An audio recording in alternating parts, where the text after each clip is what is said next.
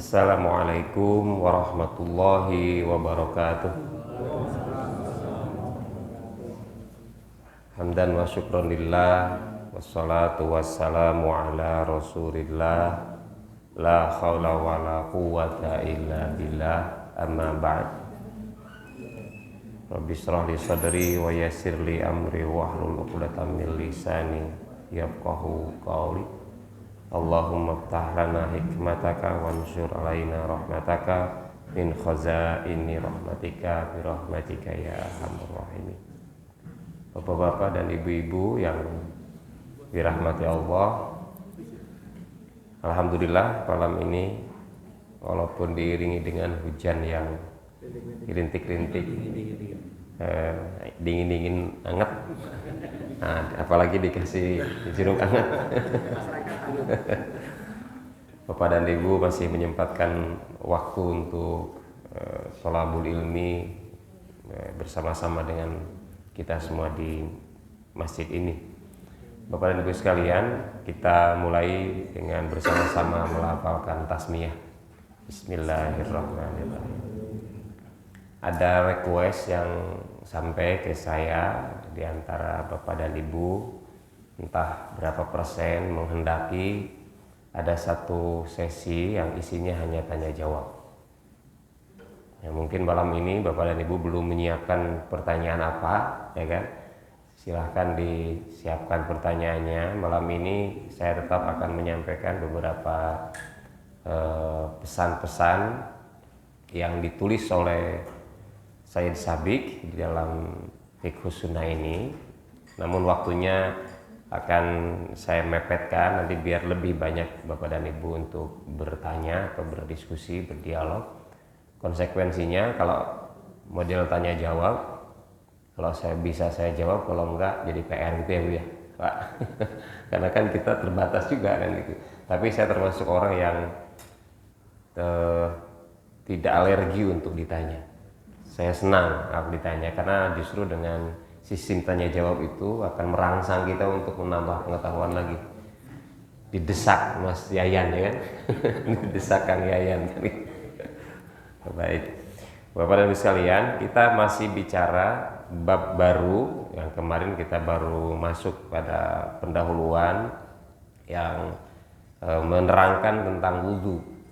Ya, dan ada 3 argumen yang dikemukakan oleh Sayyid Sabiq mengenai wudhu ini, yaitu pertama dari Al-Quran, surat Al-Ma'idah yang sudah kita baca minggu yang lalu, yaitu surat Al-Ma'idah ayat yang ke-6 yang sangat populer, lalu kemudian hadis Nabi dan ijma, ya, ijma kaum muslimin.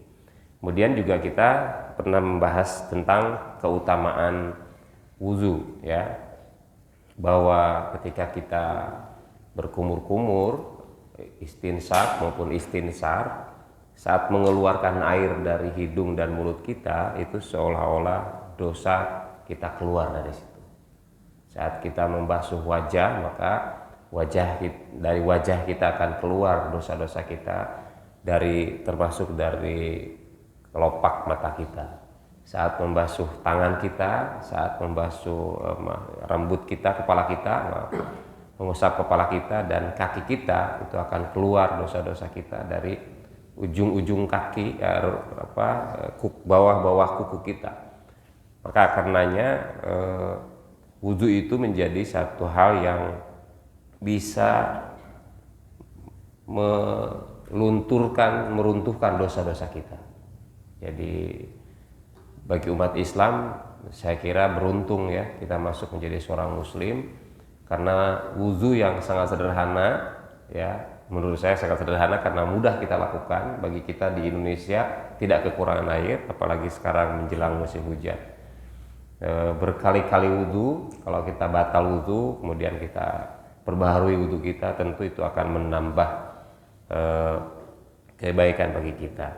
Di dalam sebuah hadis dikemukakan melalui Abi Hurairah yang dikutip oleh Sayyid Sabiq di sini, an Abi Hurairah radhiyallahu anhu anna Rasulullah sallallahu alaihi wasallam qala, bahwasanya Rasulullah sallallahu alaihi wasallam bersabda, ala adullukum ala ma yamhullahu bihil khotoya,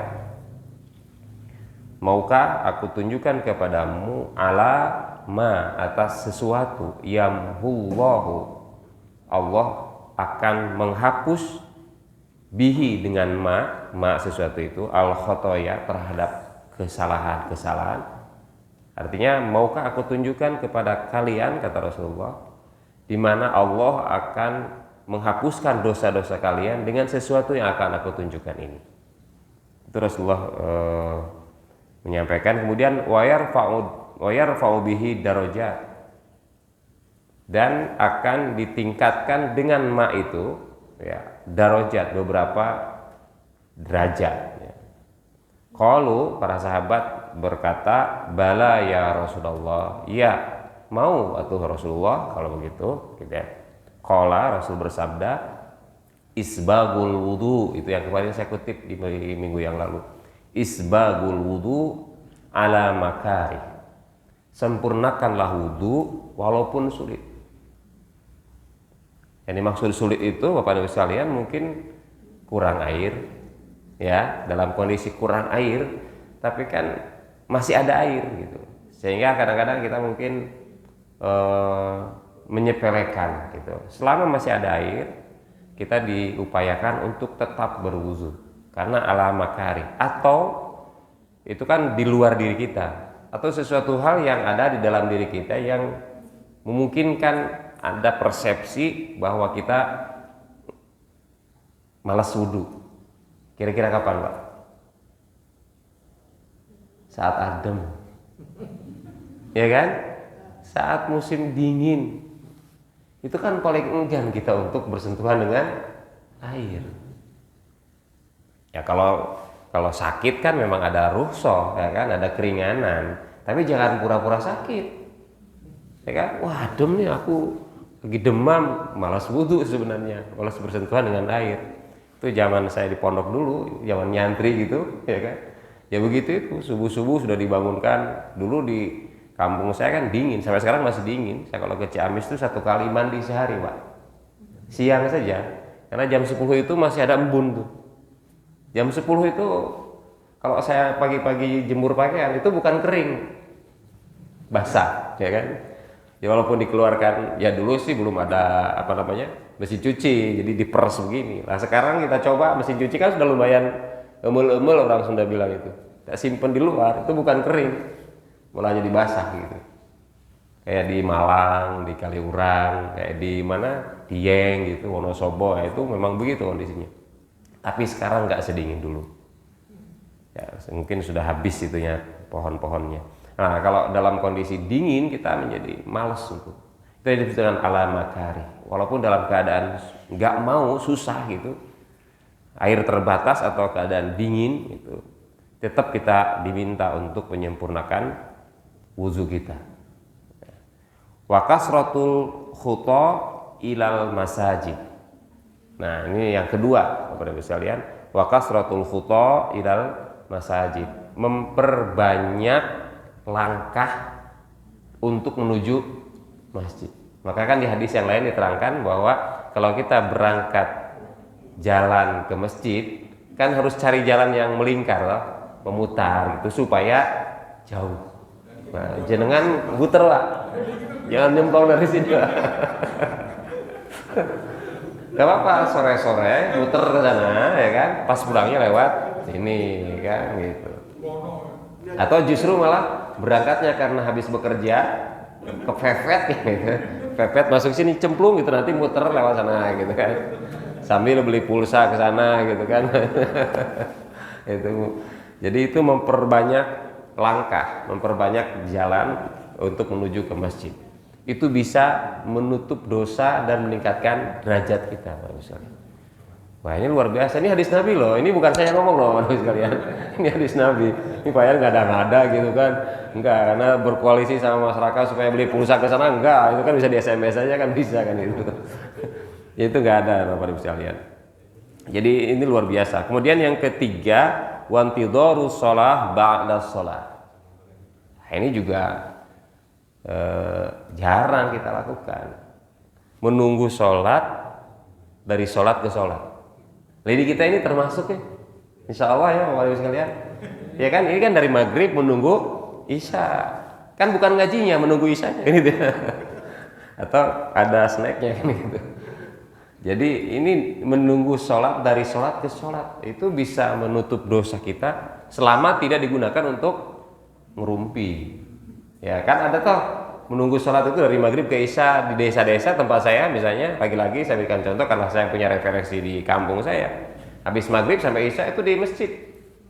Dulu lumayan, dulu di dalam Pak, sekarang lumayan di luar gitu karena ada serambinya. Ngapain?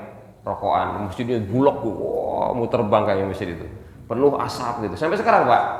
Nah di desa asbaknya itu pakai bambu Pak, gede-gede Pak, bambu petung. Oh, dibuat bambu petung itu sampai numpuk gitu, asbaknya dengan puntung-puntung rokok. Di sini alhamdulillah nggak ada lah, sudah pakai AC pasti nggak ada, karena itu tindakan yang mubazir. Saya sampai nggak bisa tahan di masjid itu, pulang aja karena jaraknya sampai dengan sini tinggal hanya 5 langkah mungkin saya dari rumah ke masjid itu gitu kan, nempel gitulah masjid itu kalau di kampung di Ciamis itu. Dan kelihatan kalau di rumah itu, mulek-mulek gitu. Nah itu saya kira bukan untuk nunggu sholat, itu untuk yang bermanfaat di situ, yang kayak gitu. Jadi nunggu sholat itu bukan sambil ngerumpi diam yang akan membuat kita dosa terhapus lalu derajat kita meningkat, bukan dengan cara begitu. Ya tentu dengan cara begini nih, thalabul ilmi. Saya masih ingat dulu, nggak tahu kenapa perubahan itu terjadi di kampung saya. Kalau misalnya menjelang isya dulu ngaji Pak, ngaji Quran, tahsinul Quran. Atau mungkin karena bapak sudah sepuh gitu ya, bapak saya sudah 82 tahun, jadi jalannya sudah bungkuk, tapi suaranya lebih bagus beliau daripada saya. Murid-muridnya nggak bertambah, jadi yang dulu diajarkan waktu muda sampai sekarang ya itu juga muridnya. Dan yang muda-muda sudah tidak kepada beliau, jadi ada santri-santri yang mencar punya pondok-pondok kecil ya anak-anak ke situ, sehingga yang tua juga mungkin sudah enggan, yang ngajarnya juga sudah loyo gitu, sehingga habis maghrib itu bukan ngaji, bukan tahsinul Quran, sekarang rokokan itu saya kira tidak termasuk ke sini ya. Wantidorus sholat ba'da sholat itu menunggu sholat setelah sholat itu merupakan satu hal yang penting untuk kita, ya tentu dengan zikir, dengan baca Quran, dengan mengaji, ya kan, thalabul ilmi itu saya kira kan. Fadzalikumur ribat, kata Rasul, itulah bentuk ketaatan, itulah bentuk ketaatan, itulah bentuk ketaatan. 3 kali boleh mas. Fadzalikumur ribat, itulah bentuk ketaatan, itulah bentuk ketaatan, itulah bentuk ketaatan. Jadi Bapak Ibu sekalian, penting kita membangun nalar spiritual, nalar logis dan nalar spiritual. Kenapa saya katakan nalar logis gitu? Ya karena kita melakukan suatu tindakan, suatu perbuatan itu kan harus ada alasannya. Ya, kenapa kita yang ikut kajian, untuk apa? Ya. Dan memang tiap-tiap orang pasti punya tujuan yang berbeda-beda. Karena itulah maka kemudian seiring dengan perkembangan pengetahuan kita, penerimaan informasi dari orang itu juga akan mengalami perubahan. Saya menyampaikan ini kepada Bapak dan Ibu malam ini. Itu saya yakin yang ditangkap oleh Bapak dan Ibu secara individual itu nggak sama. Ya kan? Sebagaimana juga mungkin tujuan yang Bapak Ibu tetapkan ketika masuk ke masjid ini. Ada yang tujuannya sing penting dapat pahala, ya kan? Penting duduk dapat pahala selesai. Ada yang sampai di situ, karena kembali kepada chargingnya, bagaimana menginput nalar, menginput pengetahuan, paradigma di dalam diri kita. Ada yang mungkin untuk menambah ilmu, kan begitu. Ada yang mungkin ya punya tujuan macam-macam lah masing-masing orang. Tetapi seiring dengan terus kita berdiskusi, terus kita berinteraksi, wawasan kan akan bertambah. Ya, wawasan akan bertambah, lalu kemudian kita akan punya cara pandang yang juga mengalami perubahan. Kalau dulu kita berbeda pendapat dengan orang lain, lalu kita katakan, oh itu bukan kawan saya, itu musuh saya, ya kan, minna minhum. Tapi seiring dengan perkembangan, enggak, oh iya ternyata ada hal yang berbeda toh. ada dasarnya, ini beda, ini ada dasarnya juga walaupun beda dengan kita. Nah, itu penting Bapak Ibu sekalian. Kalau orang hanya tahu satu lalu kemudian itu dijadikan argumentasi untuk menghakimi orang lain yang satu, itu keliru. Gak jelas, karena di dalam agama ini ada tanawu. Misalnya Bapak dan Ibu sering mendengarkan saya baca salam ketika akhir sholat. Assalamualaikum warahmatullahi wabarakatuh. Assalamualaikum warahmatullahi wabarakatuh. Itu awal saya ngisi satu pengajian di mana gitu. Oh, bukan pengajian, khutbah. Didatangi oleh jamaah. Wah, baru kali ini saya dengar salamnya lengkap, dia bilang begitu.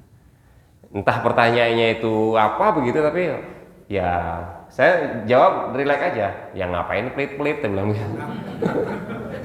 Ngapain pelit-pelit gitu kan. Karena dia juga ngobrolnya kan begitu, saya jawab pelit-pelit. Kalau dia tanya ada dalilnya, enggak, harus saya sampaikan dalilnya. Ya. Kan ada video yang viral loh dari siapa tuh? Assalamualaikum warahmatullahi wabarakatuh. Assalamualaikum warahmatullahi. Karena inilah hadis dari Imam Abu Dawud. Ya inilah sunnah Rasulullah. Dia lupa bahwa ada hadis yang lain. Gitu loh. Ada hadis yang lain yang lengkap. Rasulullah menyampaikan Assalamualaikum warahmatullahi wabarakatuh. Assalamualaikum warahmatullahi wabarakatuh. Ada juga Assalamualaikum warahmatullahi wabarakatuh. Assalamualaikum warahmatullahi. Ada Assalamualaikum. Ada yang bilang Assalamualaikum warahmatullahi wabarakatuh. Ini adalah yang wajib, yang membatalkan sholat. Yang kesini sunnahnya saja. Jadi itu kan berbeda-beda Bapak Ibu sekalian. Dan kalau orang punya pengetahuan, kenapa kok Assalamualaikum, itu kita harus tahu di mana posisinya beliau mengucapkan begitu. Apakah dalam sholat fardu atau dalam sholat sunnah, sunnahnya sunnah apa? Nah, itulah pengetahuan. Jadi kalau mengatakan Assalamualaikum, boleh, saya bilang. Jadi boleh. Rasulullah melakukan Rasulullah. Kapan Rasulullah seperti itu? Kan gitu. Jadi itu nanti mungkin ada, nggak tahu saya di sini. Saya belum membaca sepenuhnya. Tapi kita kan masih dalam konteks ini berwuzu kepada Ibu sekalian. Sesungguhnya adalah berwuzu. Salah satu yang disampaikan oleh Rasul supaya mengangkat dosa kita dan mengambil dosa kita, membersihkan dosa kita dan mengangkat derajat kita. Salah satunya dengan isbagul wudu, dengan menyempurnakan wudu, kemudian memperbanyak jarak jalan menuju ke masjid, kemudian menunggu dari sholat ke sholat.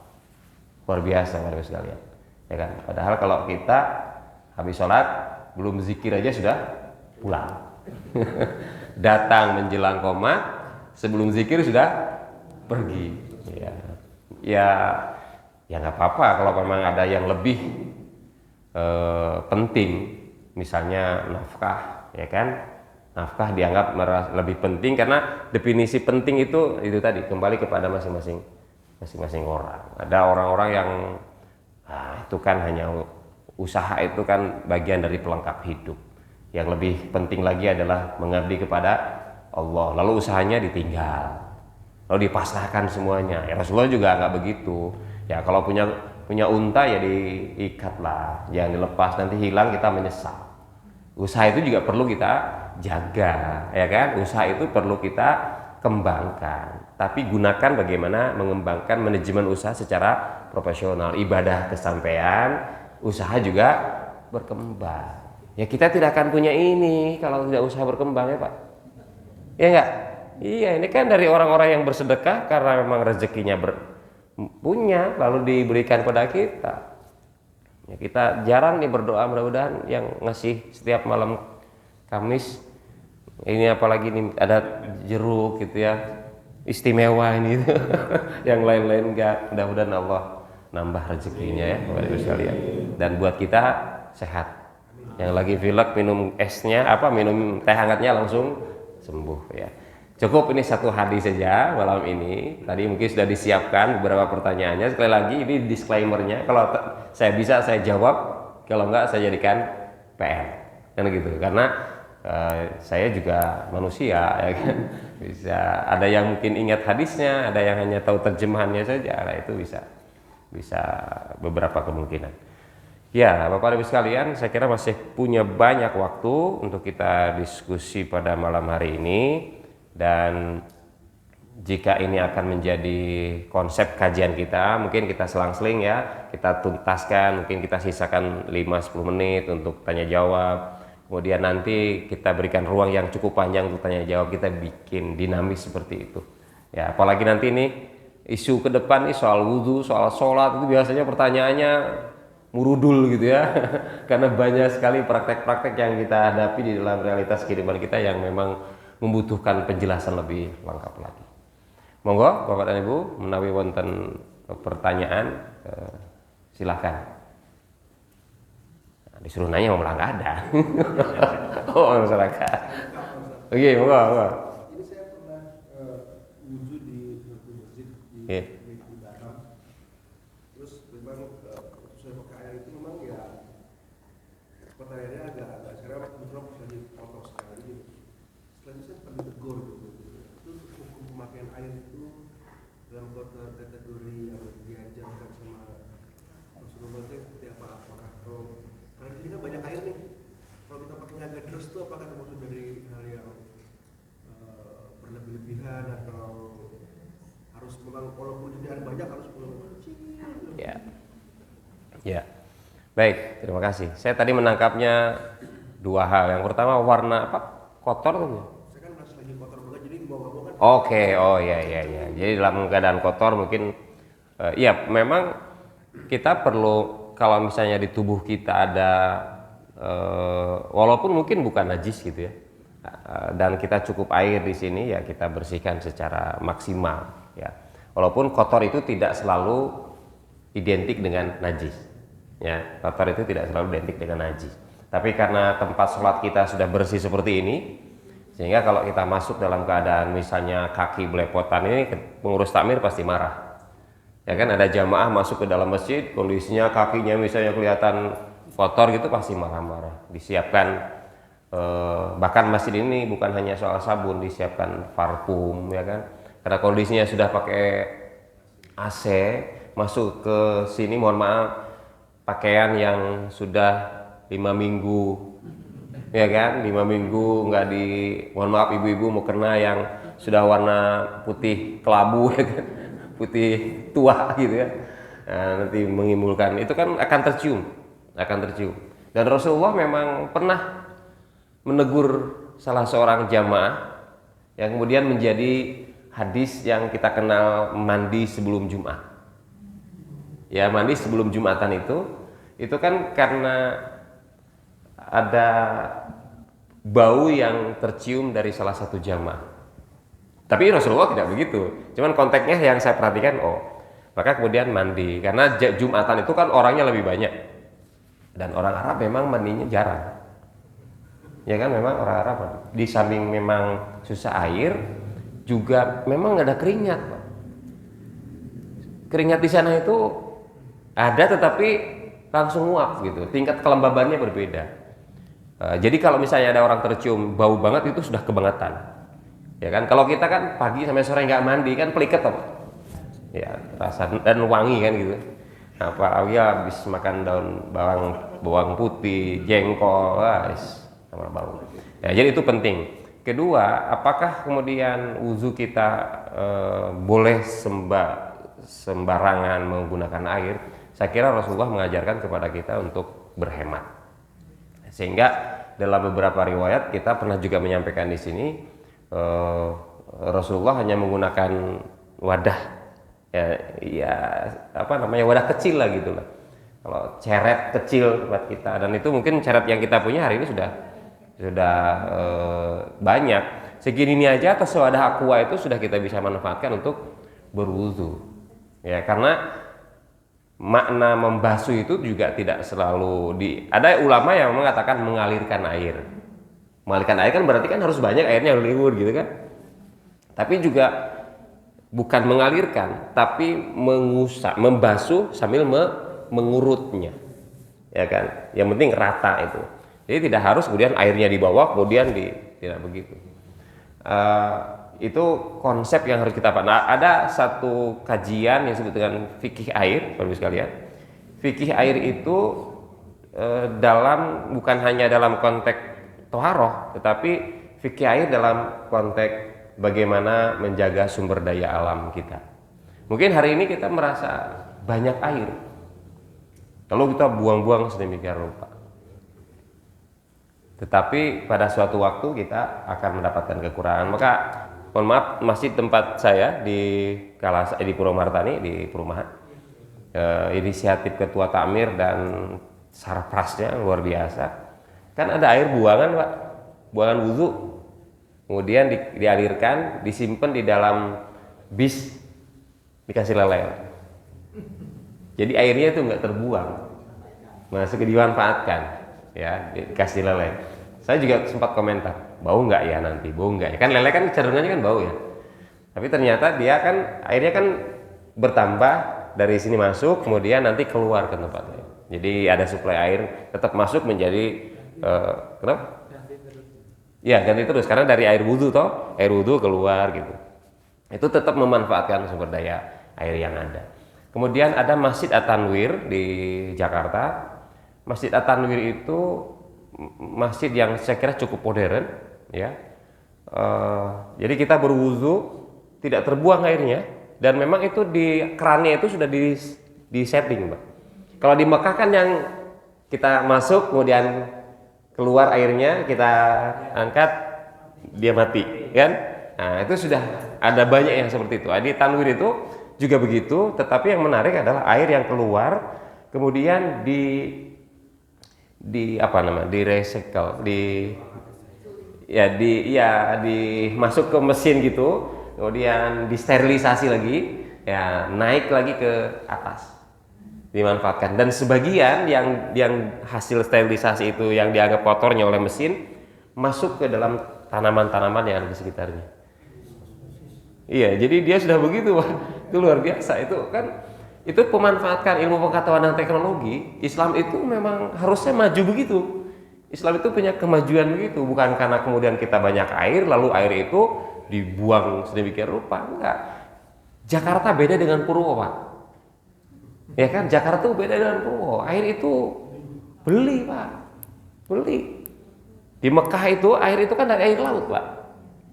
Itu karena memang uangnya banyak aja mereka bisa begitu, ya kan? Lah kita di sini dari air pump yang dari sana sekali waktu kadang-kadang keruh itu sudah protes, ya kan? Dari pump yang dari gunung itu kan punya kita bisa seperti itu. Nah jadi intinya adalah memang berwudu itu tidak harus menggunakan banyak air, apalagi kemudian boros, karena innal mubadzirina kanu ikhwana syayatin. Itu Al-Qur'annya. Sesungguhnya orang yang mubadzir itu adalah memanfaatkan sesuatu di luar kebutuhannya. Kalau butuhnya cukup 1 gelas, ya 1 gelas. Ini saya tadi baca Bapak Ibu sekalian, miris ya. Indonesia ini kenapa selalu impor beras? Padahal kapasitas kita ini adalah penanam beras, agraris ya kan. Kok nggak cukup beras kita itu? Ya, ternyata kalau kita kumpulkan makannya, Pak ya, sisa-sisa makanan kita itu bertonton setiap hari, Pak. Merinding saya baca tadi itu, ngeri, Pak. Karena satu piring yang kita makan itu disisakan. Padahal Rasulullah mengajarkan kepada kita gimana? Dijilatin, Pak. Itu kenapa sampah rumah tangga kita banyak menumpuk. Sampai kita kelimpungan Yogyakarta itu loh, ya kan? Sleman kita juga kesulitan, Bantul itu menolak, ternyata Sleman juga menolak. Pakem itu kan akan digunakan oleh Sultan juga menolak. Kita tidak mulai dari rumah kita. Iya, jadi untuk nasi lah Bapak Ibu sekalian. Saya juga di rumah kadang-kadang, Masya Allah, ini nasi itu kan di apa tuh Pak? Magicom kan sering sisa-sisa itu kita rendam pakai air, itu kan numpuk bisa sepiring lebih loh Pak. Masya Allah. Saya sudah bilang, ini bisa nggak dijemur nanti ya kalau kita mau reproduksi dengan makanan lagi boleh gitu. Tetapi mohon maaf, tetangga saya keren sekali Bapak Ibu sekalian. Itu harus kita contoh. Apa? Jadi nasi tadi dijemur, kemudian disimpan di tampah ya, dijemur kering. Bu, buat apa? Biarinlah Mas Sayan, Untuk burung-burung kan nanti juga habis. Saya, Masya Allah, saya bilang saya nggak melakukan ini. Iya kan? Apalagi sekarang saya lihat banyak sekali burung kutut, ya kan? Kan berkelompok dengan burung kutut itu. Kalau kita fasilitasi dia makannya, ya jangan gereja aja ya. Burung kutut itu burung masjid, kira-kira begitu ya. Jadi burung kutut yang banyak kan indah tuh suaranya. Itu coba bayangkan.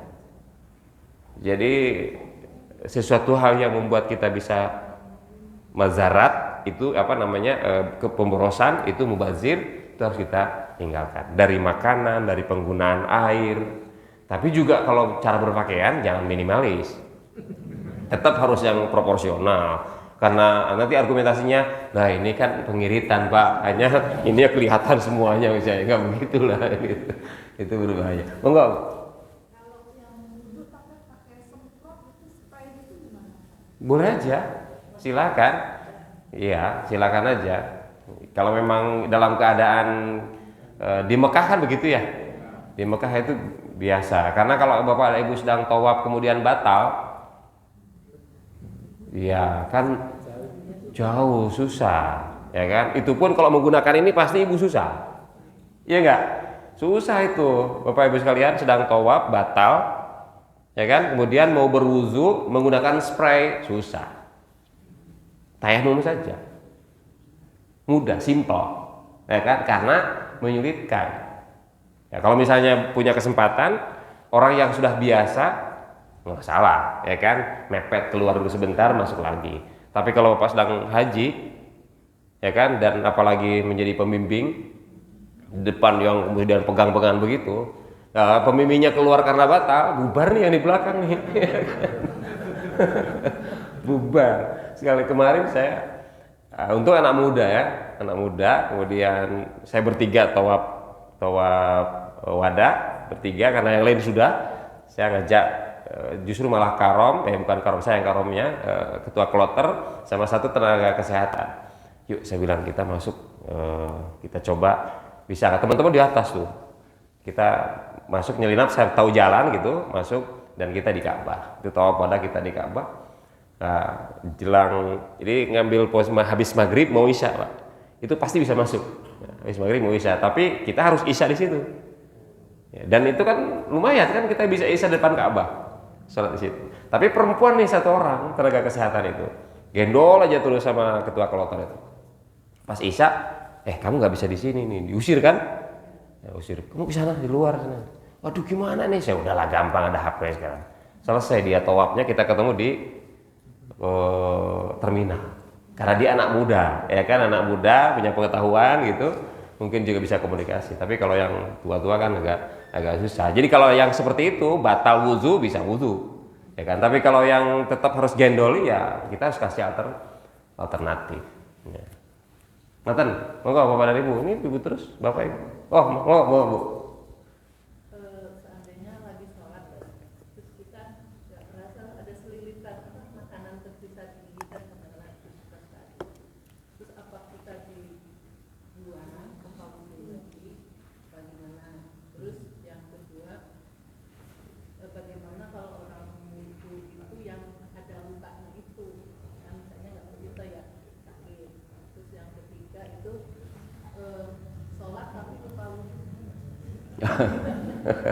Oke. Saya dari yang terakhir dulu ya. Sholat tapi lupa wuzu, itu namanya batal demi hukum. Sholatnya nggak jadi. Iya kan, sholat kan harus wuzu. Jadi kalau ibu tadi, aku nggak wuzu, ya harus wuzu baru sholat lagi. Ya. Tapi kalau misalnya konteksnya begini, aku tuh tadi sudah wuzu, tapi persoalannya batal nggak. Kalau begitu, ibu harus memastikan yang membuat batal wuzu itu apa. Kalau ternyata batal ibu kan kentut, terdengar, tercium bahwa tadi kentut, kalau tidak perlu wuzu lagi, tidak perlu sholat lagi. Iya, karena tadi kan sudah berwuzu, kemudian sholat, sudah selesai sholat, kemudian kita aktivitas yang lain-lain, sholat lagi kan, mau sholat fardu lagi misalnya. Ini batal nggak ya? Batal nggak? Itu namanya ragu batal atau tidak. Kalau kita tidak memastikan bahwa ada yang keluar dari dua lubang, ya kan? Atau kita tidur misalnya, atau tidak berhubungan suami istri di sela-sela itu, tidak ada yang bisa memastikan itu, berarti yang pasti apanya? Wudunya. Yang pasti wudunya. Yang membuat batal wudu tidak pasti. Itu kena kaidah al-haqqu la yuzalu bisyak. Kepastian tidak bisa dibatalkan dengan keraguan. Maka tanpa harus berwudu lagi boleh kita sholat. Gitu. Tapi kalau misalnya betul-betul tadi tidak wudu, ya jelas tidak berfungsi sholatnya, karena syarat sahnya sholat adalah berwudu. Idza kuntum ila sholati faghsilu wujuhakum dan seterusnya, Al-Maidah ayat 6 tadi. Yang kedua, kalau misalnya ada orang luka ya di anggota tubuh yang wajib dibasuh ketika berwudu, itu bagaimana? Yang lukanya nggak usah dibasuh pakai air, ya kan, diusap saja. Jadi anggota tubuh yang memang, kan sekarang ini nggak ada orang yang luka dibiarkan terbuka, ya kan, karena suasana alamnya sudah tidak kondusif lagi, bakteri bisa menyebar di mana-mana, sehingga kalau orang luka mesti dianjurkan untuk ditutup.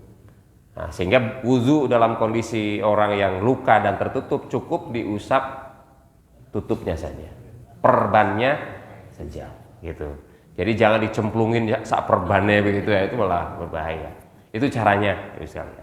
Kalau misalnya ternyata seluruh tubuhnya ya, tidak boleh disentuh oleh air, kan ada ya orang luka yang sama sekali tidak boleh disentuh dengan air itu. Nah, itu kita boleh dengan bertayamum, karena itu keadaan darurat. Jadi darurat itu karena memang tidak ada air, ya, atau dalam kondisi di perjalanan, ya kan, ada air, tetapi kan ada toh di perjalanan itu kan kita tidak bisa menemukan air. Maksud saya di mobil, di bis itu tidak ada air, lalu kita harus sholat di kendaraan, kan tidak mungkin cari air. Dan kalau misalnya kita mau menggunakan air mineral gitu, lalu di pesawat ataupun di bis ada karpet yang harus boleh kena air, itu kan lebih baik kita memanfaatkan rukhsah dari Allah dan Rasulnya dengan cara bertayamum. Itu yang kedua. Yang ketiga, nah ini jangan mengambil kesempatan dalam kesempitan. Ya, apalagi kalau misalnya daging yang nyelip di sini, ya kan.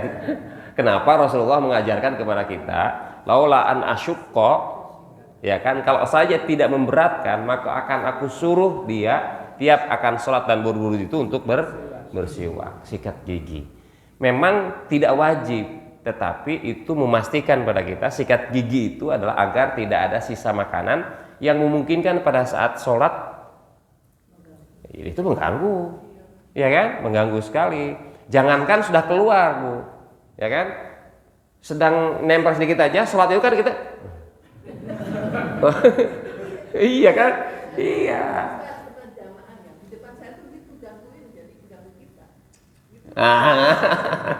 Jadi jangankan orang lain ya, jangankan dirinya sendiri, orang lain saja terganggu. Tapi ada, Bu, kita harus maklum, ada orang yang memang kebiasaan, sebenarnya nggak ada isinya, bolong aja.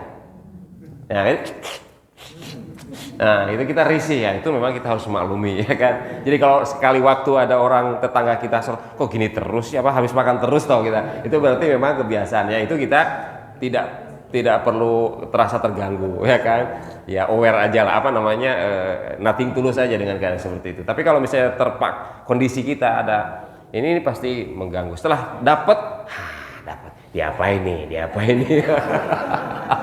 dimakan apa dibuang, Nah, dalam sholat nggak boleh makan loh, dia harus dibuang. Dan dalam sholat sebenarnya memungkinkan untuk meludah ke kiri.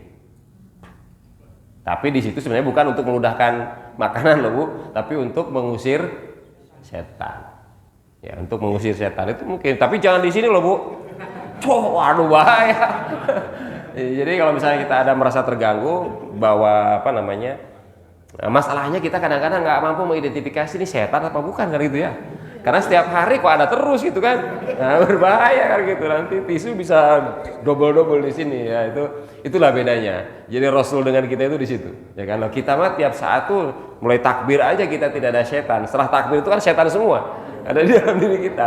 Kalau sulit nih, yang mana yang setan? Kalau terus-terusan ada setan kan sholat enggak. Masa terus-terusan ludah begitu kan malah nggak jadi sholatnya. Rasul bisa mengidentifikasi seperti itu. Ya sudah saja kita hilaskan, kita terus tarik ulur ya untuk menjaga kehusyuan itu kan tarik ulur. Artinya apa? Orang khusyuk itu kan tidak lupa semuanya. Dan pasti ingat bakso Pak. Waduh belum ditaske misalnya, ya kan? Itu kalau nggak apa-apa, itu ingat wajar. Tapi jangan terus, waduh kok piye? Itu kalau diterus kayak piye, tiba-tiba langsung selesai sholat, wis rampung sholat ya. Nah itu bermasalah. Jadi kalau itu wajar, itu manusiawi. Ingat tarik lagi. Ingat ini tarik lagi. Tarik lagi. Itu namanya hudul qalb. Tapi kalau misalnya terus ke sana ya hadir, artinya tidak hadir, tertarik oleh sesuatu hal yang seperti itu. Sehingga kalau misalnya tadi kembali kepada jahil, apa namanya, orang Jawa apa bilangnya Pak, yang keluar dari selak gigi itu apa namanya? Selilit ya. Ya kalau selilit kan ini ya MH Najib ya, jadi selilit itu. Kalau di Sunda namanya jahil. Ya jahil itu selilit ya, itu tadi. Kalau misalnya keluar ya dibuang, jangan ditelan. Ya. Ya ditelan.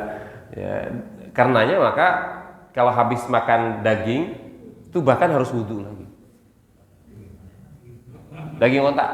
Kalau dalam hadisnya daging onta. Tapi saya kira kita bisa kiaskan ke daging sapi, ya kan, kambing gitu. Atau daging lah. Kenapa? Potensial nempel. Tahu. Iya, tahu yang digoreng keras itu ya kan bisa nempel gitu. Hati-hatilah, Bapak Ibu sekalian, hati-hati. Karenanya maka Rasulullah mengajarkan kepada kita, kalau saja tidak memberatkan kepada umatku, akan aku perintahkan selalu untuk sikat gigi. Karenanya kalau kita mau wudhu itu memang perlu sikat gigi, walaupun bukan wajib gitu, tapi sikat gigi. Kalau dulu namanya siwak. Siwak itu sebenarnya adalah sikat gigi. Karena tidak ada sikat gigi yang dibuat secara pabrikan, maka dibuat dulu dari kayu irok itu, ya kan. Di Madinah itu banyak sekali Pak, ya kan, kaki 5 gitu yang dia jual-jual yang seperti itu. Zaman dahulu oleh-olehnya adalah kayu itu. Sekarang nggak musim. Tapi sebagian orang yang memandang bahwa itu sebagian dari dianggap sebagai ritual gitu, sunnah dengan kayu irok, banyak juga yang membawa oleh-oleh itu. Ada lagi Bapak dan Ibu? Permasalahan tadi selilit ya. Yeah. Itu kan ya mungkin jamaah pernah merasakan ya. Waktu sholat, waktu wudhu kita tidak ada, tapi waktu sholat tetap ada terus keluar. Kan saya pernah dengar ya, kalau diterangkan waktu sholat diterangkan terlalu batal ya. Ini benar atau enggak? Terus kedua, kalau dimut terus sampai itu pasti jamaah pernah merasakan gitu ya. Iya. Sebuah sijin mungkin mau dilek tadi. Iya. Iya, makanya tadi saya bilang alternatifnya dibuang saja. Dibuang saja. Iya. Jadi Bapak Ibu sekalian, karena kondisi itu penting, kondisi masjid kita yang sudah seperti ini, Rasul dulu mencontohkan kepada kita bisa meludah ketika sholat itu untuk mengusir setan karena memang tempatnya begini. Nah sekarang Bapak dan Ibu harus mempersiapkan diri, kalau tidak sikat gigi maka atau disiapkanlah tisu yang di dalam ini. Jadi kalau ada sesuatu tinggal masukin lagi. Oh jangan lagi sholat gigi nanti nggak bisa lagi sholatnya gigi. Kalau dimut ya itu tidak membatalkan sholat ya, dimut itu, tetapi kan pasti tidak khusyuk Pak. Konsentrasi kita pasti ke sini. Iki bentuknya opo gitu kan, dipikir-pikir. Itu mengganggu lah, gitulah, mengganggu. Tidak ada penjelasan tentang mengemut di dalam ini kayak, tapi kan pasti mengganggu, ya pasti mengganggu. Jadi kalau misalnya ada itu ambil tisu, diambil, disimpan. Itu bukan najis ya Pak, artinya dibawa masuk ke saku kita, Gak ada masalah. Iya, nanti dikasih oleh-oleh sama anak kecil, Dek, dibawa muter-muter ya jadi emas gitu kan. Biasa gitu. Ngaten, Pak? Oke. Sudah adzan? Nggak terasa. Nah, itulah kalau tanya jawab itu kayak gitu. Nggak terasa. Oke. Mudah-mudahan ada manfaatnya Bapak dan Ibu sekalian pertemuan pada malam hari ini. Nah, kalau modelnya begini, ini pasti lama selesainya. Ini 4 jilid, Pak. 4 jilid, satu jilidnya 500 halaman. Ya paling nggak sebulan sekali ada. Ya, dan nanti kita bisa gunakan dan itu menarik, memang itu menarik, menambah antusiasme di antara kita dan mengurangi beberapa kepenasaran. Ya. Demikian Bapak dan Ibu sekalian yang bisa saya sampaikan. Mohon maaf atas segala kekurangan. Mari kita sama-sama akhiri kajian kita malam ini dengan bersama-sama membaca doa pisah majlis. Subhanakallahumma wa bihamdika asyhadu an la ilaha illa anta astaghfiruka wa atubu ilaik. Walhamdulillahirabbil alamin. Billahi taufik wal hidayah. Wassalamualaikum warahmatullahi wabarakatuh.